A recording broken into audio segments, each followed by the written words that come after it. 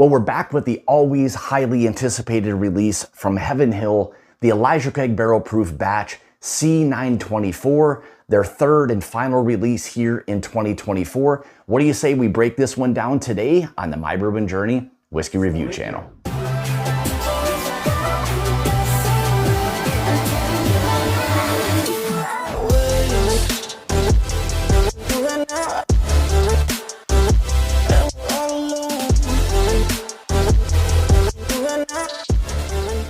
All right, so as I mentioned, we are talking the final release, the C batch here in 2024, this being the C924. There's always a big buildup to what each release is going to be, the age, the profile, all of that. Let's see exactly what this one's gonna have to offer, and is it gonna be worth it? And I can't wait to see how many people this batch is gonna piss off this year. So it'll be interesting because I know as whiskey enthusiasts, we get a little bent out of shape at times about these Elijah Craig barrel proofs and the ages and the proofs and all that. But to be fair to this, let's go ahead and break it down, give you some of the specs on what this is, and then kind of go through the nosing, the tasting, and all of that today. So let's go ahead and give you some of the specs on what the C924 has to offer. Okay, so it's coming in at 129 proof on the dot. Mash bill typical of the Elijah Craig, which is going to be the 78% corn, 10% rye, 12% malted barley. It is age stated as 11 years, so not the standard or typical 12 years that we were used to back in the day. But again, remember, that is the minimum age within this blend, 11 years, and the MSRP, again, $75. So I'm never going to argue too much in terms of value. I think even at 11 years old, if that was the only age whiskey in this at 75, it's still a tremendous value in my opinion. Availability on this, I think over the years now, Elijah Craig has been very good about getting most of these out and really offering up the ability for a lot of us to get this bomb. So let's go ahead and see exactly what the C924 is going to offer. So as you can see, color-wise, this really rich burnt orange, you know, medium to darkish mahogany, moving the thing around the glass. Again, 129 proof, non-chill filtered. It's going to give us everything we typically want in a barrel proof bourbon. So it's showing really nice legs on the glass so far. So let's see if that's going to translate over to the palate regarding the texture of the whiskey. So let's go ahead and dive into the nose. Boy, so beautiful, beautiful, like rickhouse oak, heavy, rich, like warm caramels. Love the brown sugar, molasses, big, heavy, like kind of vanilla, cake, fruits. Nice spice factor on this thing. Leathers, tobaccos. Right off the nose, it's giving me some of those vibes of the C923. Now stick with me on this. That was a big batch that a lot of us are going to want to compare everything to, which is slightly unfair, but it's giving me some of that richness and texture, kind of complexity so far on this thing. You do get a little bit of that kind of corn note that's there. It is a higher corn, again, at 78% corn. But love the big brown sugars. A little bit, again, of that maybe flat Coca-Cola type of note. Heavy baking spices, in my opinion. Again, I'm going back to that corn component. There's a little bit of a rich, kind of like almost buttered cornbread type of note. Leather, some slight kind of cherry tobacco notes. So far on the nose, I'm going to tell you, even at 11 years old, this thing has an awful lot going on, but it'll be very interesting to see if that nose kind of translates over to the palate. So let's go ahead and dive into that right now. Cheers.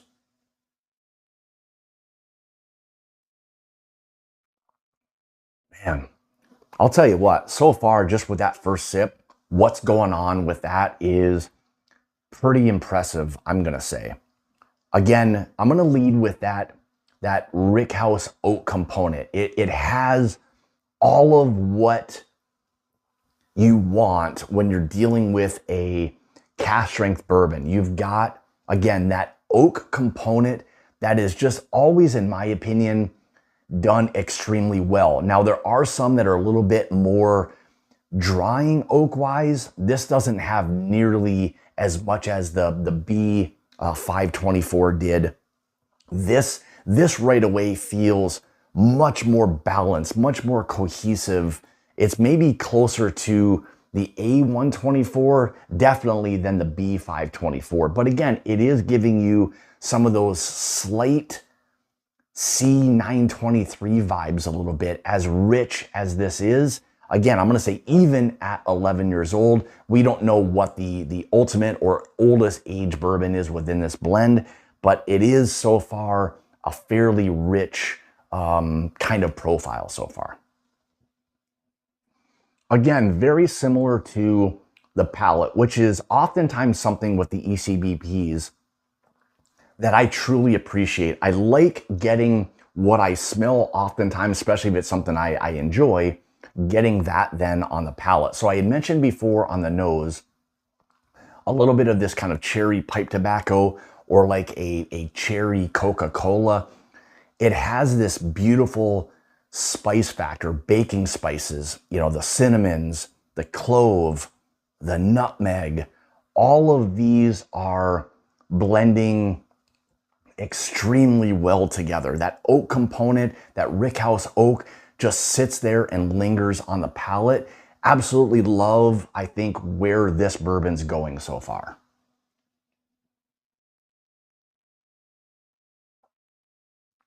Yeah, to me, the balance of this is spot on. I mean, coming off of the B batch, which I wasn't overly crazy about, still good, but not one of my favorites.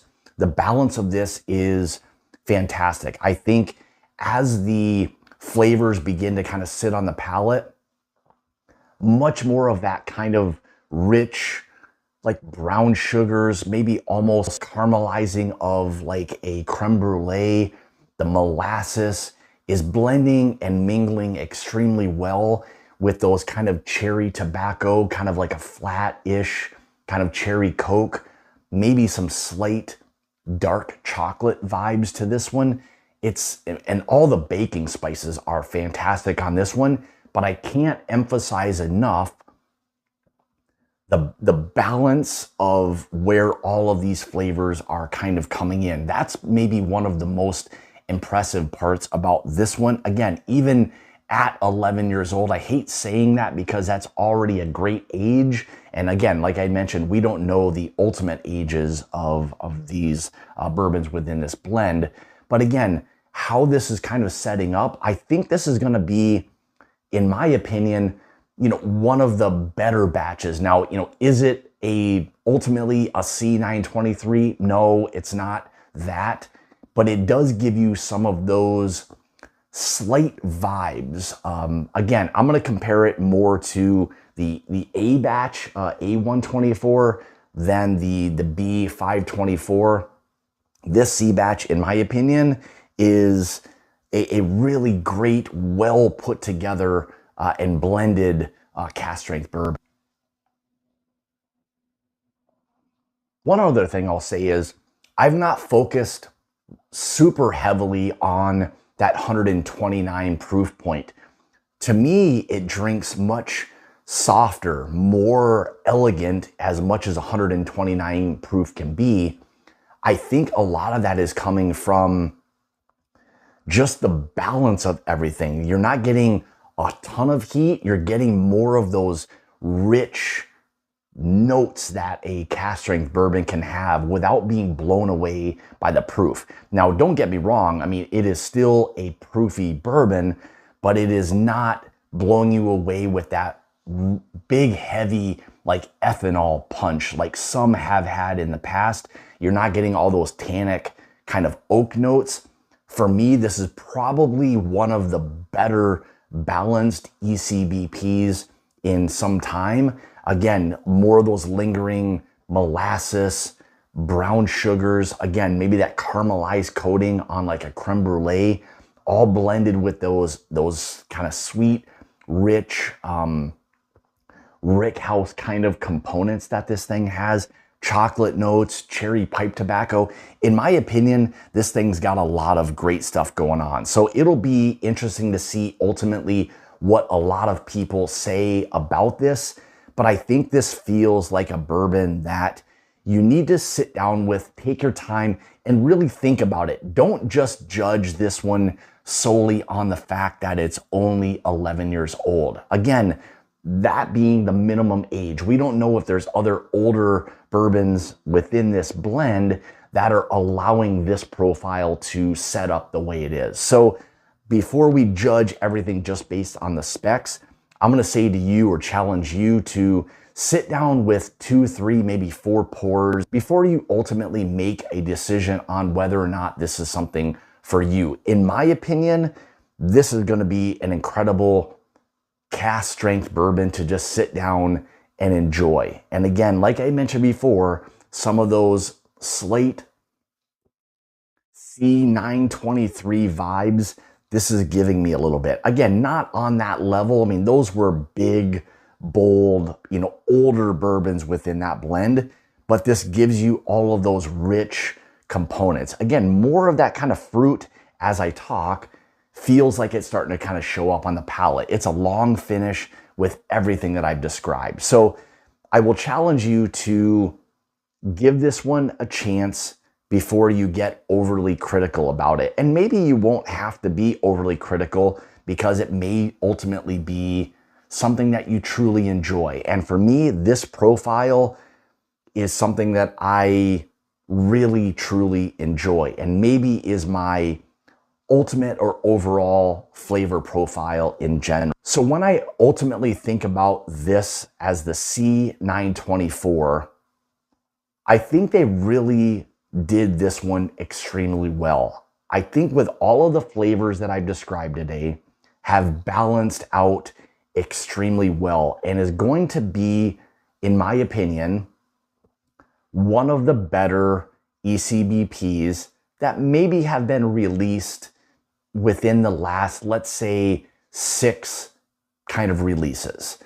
I think it just has an awful lot going for it that have all of those rich flavor characteristics all balanced extremely well. So hopefully that helps a little bit. So if you are one that is going to find or seek out the C924, come back, let me know your thoughts. Did I kind of hit on this? Did I miss? Let me know your thoughts. I will be very curious to see where this one ultimately kind of goes and the interpretation of this C924. So there you have it. Hopefully this helps again a little bit. And I'm glad, in my opinion, that they've kind of gone back, or this is starting to become a little bit more of that kind of characteristic again of the ECBPs. Big fan, I'll say, of the C924. So again, come back, let me know your thoughts on this batch specifically. So again, thank you guys so much for tuning in. Greatly appreciate it as always. If you'd like to follow me, you can on Facebook and Instagram, those places at My Bourbon Journey.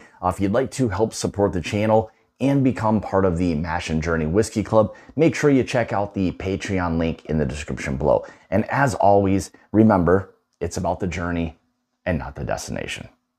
Cheers.